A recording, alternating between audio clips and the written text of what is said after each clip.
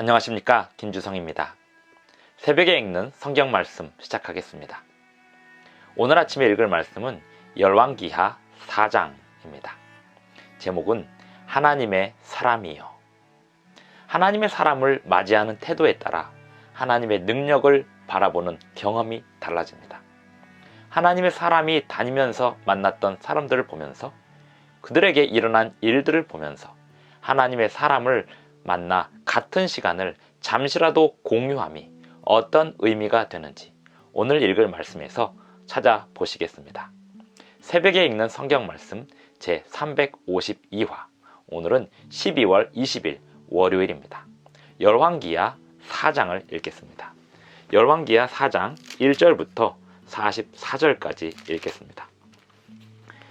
열왕기하 4장 1절입니다. 선지자의 제자들의 아내 중에 한 여인이 엘리사에게 부르짖어 이르되, 당신의 종 나의 남편이 이미 죽었는데 당신의 종이 여호와를 경외한 줄은 당신이 아시는 바니이다. 이제 빚 준 사람이 와서 나의 두 아이를 데려가 그의 종을 삼고자 하나이다 하니, 엘리사가 그에게 이르되, 내가 너를 위하여 어떻게 하랴? 내 집에 무엇이 있는지 내게 말하라. 그가 이르되, 계집종의 집에 기름 한 그릇 외에는 아무것도 없나이다 하니, 이르되 너는 밖에 나가서 모든 이웃에게 그릇을 빌리라. 빈 그릇을 빌리되 조금 빌리지 말고 너는 내 두 아들과 함께 들어가서 문을 닫고 그 모든 그릇에 기름을 부어서 차는 대로 옮겨 놓으라 하니라. 여인이 물러가서 그의 두 아들과 함께 문을 닫은 후에 그들은 그릇을 그에게로 가져오고 그는 부었더니 그릇에 다 찬지라. 여인이 아들에게 이르되 또 그릇을 내게로 가져오라 하니 아들이 이르되 다른 그릇이 없나이다 하니 기름이 곧 그쳤더라. 그 여인이 하나님의 사람에게 나아가서 말하니 그가 이르되 너는 가서 기름을 팔아 빚을 갚고 남은 것으로 너와 내 두 아들이 생활하라 하였더라. 하루는 엘리사가 수넴에 이르렀더니 거기에 한 귀한 여인이 그를 간권하여 음식을 먹게 하였으므로 엘리사가 그곳을 지날 때마다 음식을 먹으러 그리로 들어갔더라. 여인이 그의 남편에게 이르되 항상 우리를 지나가는 이 사람은 하나님의 거룩한 사람인 줄을 내가 아노니 청하건대 우리가 그를 위하여 작은 방을 담 위에 만들고 침상과 책상과 의자와 촛대를 두사이다. 그가 우리에게 이르면 거기에 머물리이다 하였더라. 하루는 엘리사가 거기에 이르러 그 방에 들어가 누웠더니 자기 사환 게하시에게 이르되 이 수넴 여인을 불러오라 하니 곧 여인을 부르매 여인이 그 앞에 선지라. 엘리사가 자기 사환에게 이르되 너는 그에게 이르라. 내가 이같이 우리를 위하여 세심한 배려를 하는도다. 내가 너를 위하여 무엇을 하랴? 왕에게나 사령관에게 무슨 구할 것이 있느냐 하니 여인이 이르되 나는 내 백성 중에 거주하나이다 하니라. 엘리사가 이르되 그러면 그를 위하여 무엇을 하여야 할까 하니 게하시가 대답하되 참으로 이 여인은 아들이 없고 그 남편은 늙었나이다 하니 이르되 다시 부르라 하여 부르매 여인이 문에 서니라. 엘리사가 이르되 한 해가 지나 이때쯤에 내가 아들을 안으리라 하니 여인이 이르되 아니로소이다. 내 주 하나님의 사람이여 당신의 계집종을 속이지 마옵소서 하니라. 여인이 과연 잉태하여 한 해가 지나 이때쯤에 엘리사가 여인에게 말한 대로 아들을 낳았더라. 그 아이가 자라매 하루는 추수꾼들에게 나가서 그의 아버지에게 이르렀더니 그의 아버지에게 이르되 내 머리야 내 머리야 하는지라. 그의 아버지가 사환에게 말하여 그의 어머니에게로 데려가라 하매 곧 어머니에게로 데려갔더니 낮까지 어머니의 무릎에 앉아 있다가 죽은지라. 그의 어머니가 올라가서 아들을 하나님의 사람의 침상 위에 두고 문을 닫고 나와 그 남편을 불러 이르되 청하건대 사환 한 명과 나귀 한 마리를 내게로 보내소서. 내가 하나님의 사람에게 달려갔다가 돌아오리이다 하니 그 남편이 이르되 초하루도 아니요 안식일도 아니거늘 그대가 오늘 어찌하여 그에게 나아가고자 하느냐 하는지라. 여인이 이르되 평안을 비나이다 하니라. 이에 나귀의 안장을 지우고 자기 사환에게 이르되 몰고 가라. 내가 말하지 아니하거든 나를 위하여 달려가기를 멈추지 말라 하고 드디어 갈멜산으로 가서 하나님의 사람에게로 나아가니라. 하나님의 사람이 멀리서 그를 보고 자기 사환 게하시에게 이르되 저기 수넴 여인이 있도다. 너는 달려가서 그를 맞아 이르기를 너는 평안하냐? 내 남편이 평안하냐? 아이가 평안하냐? 하라 하였더니 여인이 대답하되 평안하다 하고 산에 이르러 하나님의 사람에게 나아가서 그 발을 아는지라. 게하시가 가까이 와서 그를 물리치고자 하매 하나님의 사람이 이르되 가만두라. 그의 영혼이 괴로워하지만은 여호와께서 내게 숨기시고 이르지 아니하셨도다 하니라. 여인이 이르되 내가 내 주께 아들을 구하더이까 나를 속이지 말라고 내가 말하지 아니하더이까 하니 엘리사가 게하시에게 이르되 내 허리를 묶고 내 지팡이를 손에 들고 가라. 사람을 만나거든 인사하지 말며 사람이 내게 인사할지라도 대답하지 말고 내 지팡이를 그 아이 얼굴에 놓으라 하는지라. 아이의 어머니가 이르되 여호와께서 살아계심과 당신의 영혼이 살아계심을 두고 맹세하노니 내가 당신을 떠나지 아니하리이다. 엘리사가 이에 일어나 여인을 따라가니라.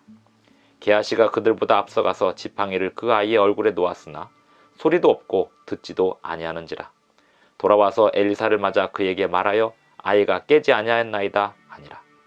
엘리사가 집에 들어가 보니 아이가 죽었는데 자기의 침상에 눕혔는지라. 들어가서는 문을 닫으니 두 사람뿐이라. 엘리사가 여호와께 기도하고 아이 위에 올라 엎드려 자기 입을 그의 입에 자기 눈을 그의 눈에 자기 손을 그의 손에 대고 그의 몸에 엎드리니 아이의 살이 차차 따뜻하더라. 엘리사가 내려서 집안에서 한번 이리저리 다니고 다시 아이 위에 올라 엎드리니 아이가 7번 재채기하고 눈을 뜨는지라. 엘리사가 게하시를 불러 저 수넴 여인을 불러오라 하니 곧 부르매 여인이 들어가니 엘리사가 이르되 내 아들을 데리고 가라 하니라. 여인이 들어가서 엘리사의 발 앞에서 땅에 엎드려 절하고 아들을 안고 나가니라. 엘리사가 다시 길갈에 이르니 그 땅에 흉년이 들었는데 선지자의 제자들이 엘리사의 앞에 앉은지라. 엘리사가 자기 사환에게 이르되 큰 솥을 걸고 선지자의 제자들을 위하여 국을 끓이라 하매 한 사람이 채소를 캐러 들에 나가 들포도 덩굴을 만나 그곳에서 들호박을 따서 옷자락에 채워가지고 돌아와 썰어 국 끓이는 솥에 넣되 그들은 무엇인지 알지 못한지라. 이에 퍼다가 무리에게 주어 먹게 하였더니 무리가 국을 먹다가 그들이 외쳐 이르되 하나님의 사람이여 솥에 죽음의 독이 있나이다 하고 능히 먹지 못하는지라. 엘리사가 이르되 그러면 가루를 가져오라 하여 솥에 던지고 이르되 퍼다가 무리에게 주어 먹게 하라 하고 하매 이에 솥 가운데 독이 없어지니라.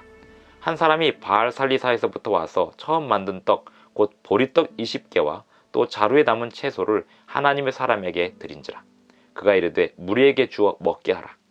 그 사환이 이르되 내가 어찌 이것을 100명에게 주겠나이까 하나 엘리사는 또 이르되 무리에게 주어 먹게 하라. 여호와의 말씀이 그들이 먹고 남으리라 하셨느니라. 그가 그들 앞에 주었더니 여호와께서 말씀하신 대로 먹고 남았더라. 열왕기야 4장 1절부터 44절까지 읽었습니다. 하나님의 사람 엘리사의 행적을 여기 4장에서 볼 수 있는데요. 이 하나님의 사람 엘리사의 행적을 보아하니 예수님의 행적과 비슷한 행적들이 나타납니다. 죽은 아들을 살린다든지 또 사환 게하시를 보냈는데 그 사환이 그 죽은 아들을 살리지 못한 장면은 마태복음 17장에 예수님께서 변화산에 계시는 동안 제자들이 귀신 들린 아들을 고치지 못하고 쩔쩔매고 있을 때 예수님이 내려오셔서 그 아들을 고친 이야기와도 비슷합니다. 그런가 하면 오병이어의 기적, 마태복음 14장에 나오는 오병이어의 기적과 비슷한 기적이 열왕기하 4장 후반부에 나타나고 있습니다. 열왕기하 4장에는 하나님의 사람이라는 단어가 아주 많이 등장합니다. 한번 보겠습니다. 열왕기하 4장 7절 그 여인이 하나님의 사람에게 나아가서 이 하나님의 사람은 다 엘리사를 지칭하는 말입니다. 9절 여인이 그의 남편에게 이르되 항상 우리를 지나가는 이 사람은 하나님의 거룩한 사람인 줄을 내가 아노니. 16절 엘리사가 이르되 한 해가 지나 이때쯤에 내가 아들을 낳으리라 하니 여인이 이르되 아니로소이다 내 주 하나님의 사람이요. 이 여인이 엘리사에게 하는 호칭이 하나님의 사람이요입니다. 22절 그 남편을 불러 이르되 청하건대 사환 한 명과 나귀 한 마리를 내게로 보내소서 내가 하나님의 사람에게 달려갔다가 돌아오리이다. 25절에도 드디어 갈멜산으로 가서 하나님의 사람에게 나아가니라. 하나님의 사람이 멀리서 보고 27절 산에 이르러 하나님의 사람에게 나아가서 그 발을 아는지라. 게하시가 가까이 와서 그를 물리치고자 하매 하나님의 사람이 이르되. 그리고는 그 다음에 29절부터 쭉 하나님의 사람이라는 말 대신 엘리사가 합니다. 그러다 40절에 다시 하나님의 사람이여 솥에 죽음의 독이 있나이다 하고요. 42절에 보면 하나님의 사람에게 드린지라 하고 43절에는 엘리사는 또 이르되 무리에게 주어 먹게 하라 이렇게 언급되고 있습니다. 왜 이토록 하나님의 사람이라고 엘리사를 지칭하고 있을까요? 엘리사를 추앙하기 위함일까요? 그렇지 않습니다. 성경은 어떤 개인을 추앙하기 위해 기록된 말씀이 아니기 때문입니다. 성경은 하나님의 사람을 대하는 다른 사람들의 태도를 비추어 보고 있습니다. 이유는 성경을 읽는 사람들로 하여금 하나님의 사람들을 대하는 태도가 어떠한지에 따라서 하나님의 능력을 목격할 수 있는 경험의 차이가 있음을 보게 하기 위함입니다. 하나님의 사람이 마을에 들어갈 때 어떤 일들이 일어나는지 4장에 보면 선지자의 제자들의 아내 중에 한 여인이 엘리사에게 부르짖어 이릅니다. 당신의 종 나의 남편이 이미 죽었는데 당신의 종이 여호와를 경외한 줄은 당신이 아시는 바니이다. 이제 빚 준 사람이 와서 나의 두 아이를 데려가 그의 종을 삼고자 하나이다. 선지자의 제자 중에 남편을 여인 한 여인이 그 빚 준 사람들에게 자기 아들들을 뺏기게 생겼다고 호소하는 한 여인이 하나님의 사람 엘리사에게 호소하는 장면으로 4장 1절은 시작하고 있습니다. 하나님 사람 엘리사가 그 여인에게 이렇게 이야기합니다. 무엇이 있느냐? 내가 어떻게 하랴? 내 집에 무엇이 있느냐? 그 여인이 말하기를 우리는 기름 한 그릇 외에는 아무것도 없습니다. 이렇게 얘기합니다. 엘리사가 말하기를 나가서 그릇을 있는 대로 다 빌려오라 했습니다. 그래서 이 여인은 선지자의 말에 순종하여서 4절 너는 내 두 아들과 3절 이르되 너는 밖에 나가서 모든 이웃에게 그릇을 빌리라. 빈 그릇을 빌리되 조금 빌리지 말고 너는 내 두 아들과 함께 들어가서 문을 닫고 그 모든 그릇에 기름을 부어서 차는 대로 옮겨 놓으라 하니라. 여인이 이 하나님의 사람이 한 말에 대하여 믿는 대로 될 것이었습니다. 하나님의 사람이 그릇을 빌리라고 했는데요. 이 여인이 그 그릇을 빌린 만큼 그릇이 채워질 것이었습니다. 6절에 보면 그릇에 다 찬지라 여인이 아들에게 이르되 또 그릇을 내게로 가져오라 하니 아들이 이르되 다른 그릇이 없나이다.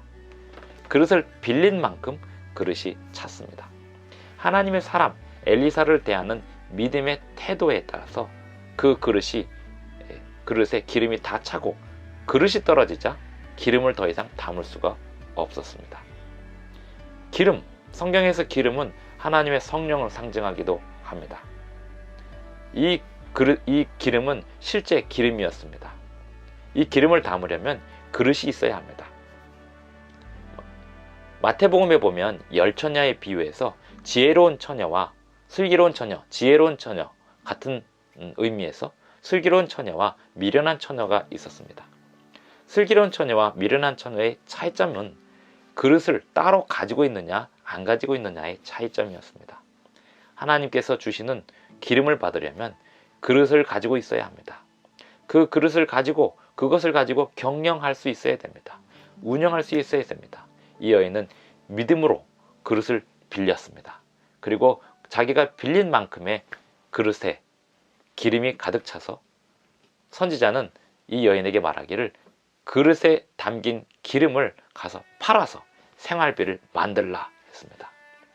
이 선지자가 이 여인에게 돈을 만들어 줄 수도 있었습니다. 하지만 그릇을 빌리게 했고 그리고 그 그릇을 빌려서 그릇에 기름을 채워줬고 그 기름을 다시 팔아서 생활을 하게 했습니다. 하나님께서 사람에게 복을 주시는 통로는 이렇게 재능을 주시고 달란트를 주시고 또 기름을 주셔서 그것을 활용하여서 그 활용한 것으로 복을 누리도록 하셨습니다. 이 여인은 하나님의 사람 엘리사에 대한 믿음의 태도로 복을 받았고 그 복을 받은 모양이 하나님께서 그 여인에게 기대하시고 바라시는 것이 무엇인지도 나타내고 있었습니다. 8절에 보면 하루는 엘리사가 수넴에 이르렀다고 했습니다. 거기에는 부부가 살고 있었는데 자식이 없는 부부였습니다. 이 부부가 하나님의 사람을 깍듯하게 모셨습니다. 어떻게 했냐면 10절에 보면 청하건대 우리가 그를 위하여 작은 방을 담 위에 만들고 침상과 책상과 의자와 촛대를 두사이다. 엘리사가 지나갈 때마다, 그곳을 지나갈 때마다 집에서 머물 수 있도록 침상과 책상 그리고 의자와 촛대를 두어서 아주 편안하게 숙박을 할 수 있도록 방을 하나 마련해 주었습니다. 그리고 8절부터 이 수넴 여인의 이야기 속에 하나님의 사람이라는 말이 자주 등장합니다. 엘리사를 하나님의 사람으로서 깍듯이 대했습니다. 이 하나님의 사람 엘리사가 수넴 여인에게 바라는 것이 무엇인지 물었습니다. 그때 아무것도 없다고 했습니다. 하나님의 사람을 대하는 태도에 있어서 아무것도 바라지 않고 온전히 베풀기만 했던 이 수넴 여인에게 엘리사가 아들을 낳게 될 것이다 하고 약속을 합니다. 이 여인에게는 아들이 없다는 사실을 사환 게하시가 알게 해 주었고, 엘리사 선지자는 그 부부에게 아들이 있을 것이라고 예언을 했습니다. 그리고 아들이 태어났습니다. 그래서 그 가정의 그 아들은 정말 복덩이가 되었습니다. 그러던 어느 날 그 아들이 머리가 아파서 쓰러지더니 얼마 안 가서 죽었습니다. 하나님의 사람이 주신 약속으로 태어난 아들도 죽을 수 있을까요? 네, 그런 일이 얼마든지 있을 수 있습니다. 그런데 이 수넴 여인의 경우는 하나님의 사람의 약속으로 얻은 이 아들이 죽었다는 사실에 대하여 다시 하나님의 사람에게 매달려 보기로 하였습니다. 그래서 하나님의 사람을 찾아 갈멜산으로 갑니다. 약 26km 정도에 되는 거리를 달려서 갑니다. 물론 나귀를 타고 달려서 갔겠지요. 이에 나귀 안장을 지우고 24절에 보면 이에 나귀 안장을 지우고 자기 사환에게 이르되 몰고 가라. 내가 말하지 아니하거든 나를 위하여 달려가기를 멈추지 말라 해서 하나님의 사람에게로 갑니다. 하나님의 사람 엘리사는 먼저 게하시에게 심부름으로 보내서 그 아들을 살리도록 해봅니다. 하지만 게하시는 그 아들을 살려내지 못하고 결국 엘리사가 그 아들의 방에 들어가서 그 아들을 위하여 기도하고 했을 때 그 아들이 다시 살아나게 되었습니다. 선지자의 제자 중에 먼저 사장 전반부에서 선지자의 제자 중에 그렇게 가난하게 불행하게 살았던 여인이 하나님의 사람 엘리사의 도움으로 기름을 얻고 그 기름을 팔아서 생계를 유지할 수 있게 되었습니다. 수넴 여인은 그 남편과 더불어서 하나님의 사람을 잘 대접함으로 인하여 아들을 얻었지만 그 아들이 죽는 경험도 하게 되었습니다. 하나님의 사람과 함께하는 사람들에게 불행한 일이 일어날 수 있습니다. 하지만 그럴 때라도 하나님의 사람의 도움을 받아서 중재의 기도를 받아서 또 그 상황을 다시 바꾸어 놓을 수 있는 능력을 받을 수 있는 것입니다.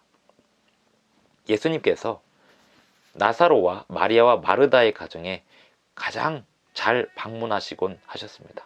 예수님께서 마르다와 나사로, 마리아의 가정에 방문하셨던 것은 그 가정에서 예수님을 가장 편안하게 해드렸고 아무것도 바라지 않고 예수님을 대접했기 때문이었습니다.